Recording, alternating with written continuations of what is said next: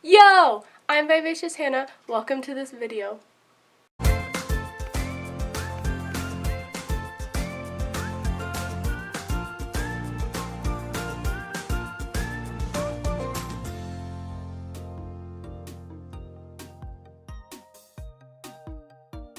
I totally tried a new intro there because I feel like mine is boring. We'll see. Okay guys, forgive my voice, I am a little sick. Actually getting over a cold, but you can still kind of hear it. I'm a little nasally, and I don't like it. Shout out to anyone who understands what I just did. You are great. So today, I was led to ask you guys a question and kind of answer it myself. You guys can go ahead and answer what you think down in the comments. What is lust? So I was watching a video the other day and it had a pretty cute guy in the lead role, and there is a scene where he's like working out, you know, and it like shows off his muscles and stuff. And this is a Christian movie, by the way. It's called King's Faith. It was really good. And I was like, okay, I can appreciate that. And then I was talking to my mom about it because she ended up watching the movie as well after me. And she just told me, she's like, Hannah, you're lusting. And I was thinking like, am I lusting? What even is lust? Because I feel like with a culture so heavily influenced by sexuality, we maybe kind of have lost the meaning of what lust truly is. So I'm gonna go ahead and define it for you. And this is my personal definition. It's not too far off from the actual dictionary definition. I personally think it's attraction with sexual intent. Something I've said for a long time is that I can admire God's creation aka cute boys, as long as I don't act upon my feelings about it. And I don't know that acting upon it is the right phrase necessarily. Let me try and describe this. So, you know, you see a cute guy, you look at him, you're like, oh wow, he's really cute. I admire that God created such a masterpiece. And then you go on about your day. It's like those people that you fall in love with that you're passing by when you're shopping or whatever. I think that is fine because you're not really focusing too much on it. You're just like, oh, you know, God, you're cool. Thanks for making that. And I think where lust comes into play is when you focus too much on that person, you fantasize about them. You know, there's fantasies, there are thoughts that maybe are not the best thoughts, at least not for us Christian folk, because I'm mostly speaking to a Christian audience right now. I'm not sure how to relate this exactly to non-Christians. So, see, in my mind, if you want to ride someone like a pony, you're lusting after them. You're thinking, man, I really want to have sex with this person. That's lust. That is attraction with sexual intent. And the actual dictionary definition is very strong sexual desire. So, like I said, not too far off. This also brings my mind to a comment that I got once. I'm not going to name names because I don't want this person to, I don't know, feel offended or something. But I once got a comment that someone wanted to bang the Jesus out of me.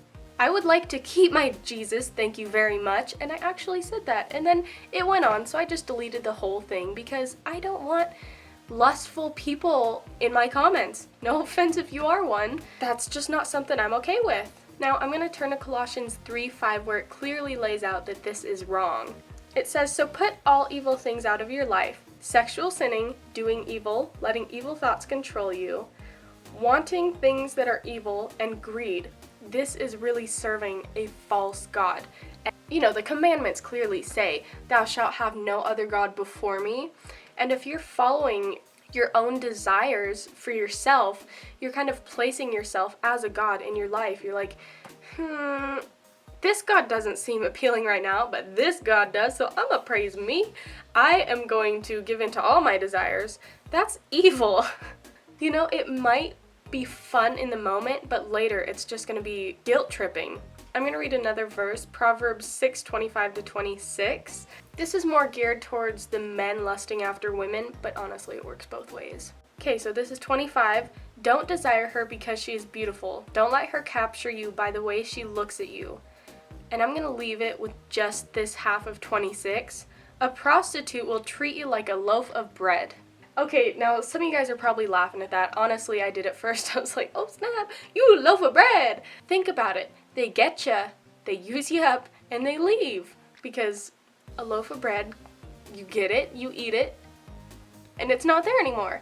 That's kind of what trying to chase after lust is like. You just end up feeling empty. So if you choose love instead of lust, then you're looking for that pleasure in the right things. And I can make a whole nother video about that, because that kind of pleasure that I'm talking about is something that we should save for marriage. I know that's like such a heavy Christian thing, is like, oh, practice abstinence, and I believe it. I just don't want to get into it right now because it's a topic on its own. If you guys want to see me make that video, let me know. But yeah, oh, do you want to be a loaf of bread? You could get burned and tossed. I don't think you want that. That's not a good life. I'm also going to bring up a quote from the Screwtape Letters by C.S. Lewis. If you guys don't know what this is, it's basically this demon teaching his nephew, maybe? I think his nephew, his little demon apprentice nephew, how to steal human souls. And they refer to God as the enemy in this book. This quote, which I'm going to read from my iPhone, says, "He, God, made the pleasures. All our research so far has not enabled us to produce one." So this is meaning that the devils can't produce any pleasures, any lasting pleasures. All we can do is encourage the humans to take the pleasures which our enemy, God, has produced at times or in ways or in degrees which he has forbidden. That word forbidden takes me right back to the Garden of Eden. When they ate the forbidden fruit, you know, God produced that, God made that, and he's like, nuh-uh, you forbidden from eating that. And they went ahead and did it anyways. And you guys know how that story ends. Basically, sin comes into the world, we're screwed, we die. That probably isn't the best way to say it, but you guys know what I mean. And honestly, you guys, lust is a choice. They didn't feel forced to go get that fruit. They could have easily told the serpent, no, God told me to stay away. I'm gonna stay away. No, they chose to eat that fruit. Eve ate it. She convinced Adam to do it as well. They both made that choice. So you guys can choose lust or you can choose to wait for love. And it's not that you're always gonna get like earthly love. It could just be heavenly love from your heavenly Father, and that will be satisfying enough for you.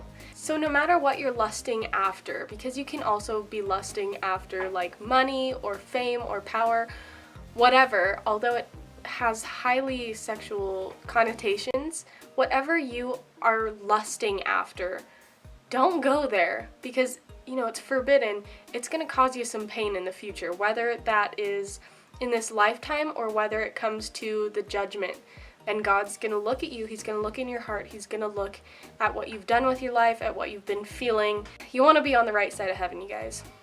And I'm not judging you guys. If you do deal with lust problems, let me pray for you. Tell me, just like Hannah, I have some prayer requests that I don't want to get into, but I would love if you would pray for me, because honestly, I feel like praying for other people just really strengthens my faith and kind of helps me to have that connection with God. Like, hey, I'm not focusing only on my walk with you, I'm focusing on other people's walk with you and pointing them towards you. So let me know. Not judging, just shedding some light on this.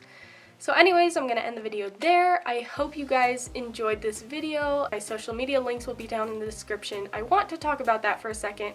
I know that I have my Snapchat linked, and I'm pretty sure that some of you have added me on Snapchat. Don't take it personal if I don't add you back, because honestly, I hardly ever go on Snapchat. I go on there to keep my streaks and that's it. I don't really add new people. I don't post on my story unless I'm having like a great day. So you can shoot me snaps, I might respond. We'll see how it goes, but just don't take it personally if I don't add you, I guess. So anyways, go ahead and subscribe. Thank you all for subscribing so far. Go ahead and share my channel with your friends if you think they should subscribe to me as well, and I will see you guys next time. Now go out there and make someone smile today. I totally am doing something other than bye. I want to be more encouraging than that. Bye is not encouraging. Making someone smile is.